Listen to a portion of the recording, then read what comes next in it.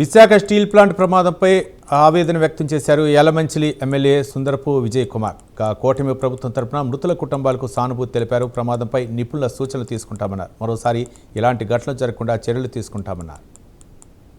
వీటి మీద ఎఫెక్ట్ అవుతుంది, ఎలా ఉంది, అసలు పరిస్థితులు ఏంటి, లోపల ఉన్న టెక్నికల్ ప్రాబ్లమ్స్ ఏంటి, ఉన్న పరిస్థితులు ఏంటి, ఇవన్నిటి మీద కూడా మరి ఎక్స్పర్ట్స్ ఒపీనియన్స్ తీసుకొని డెఫినెట్గా మేమైతే చాలా కేర్ఫుల్గా ఈ ప్లాంట్ రన్ చేసుకునే పరిస్థితుల్లో సపోర్ట్ చేయాలనే దాని మీద మేము ఉన్నాం.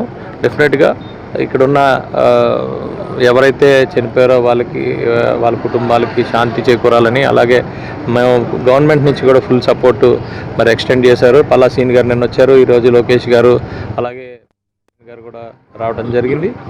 మరి కొద్దిసేపట్లో ఇద్దరు కూడా ప్లాంట్ విజిట్ చేస్తారు, క్షతగాత్రుల్ని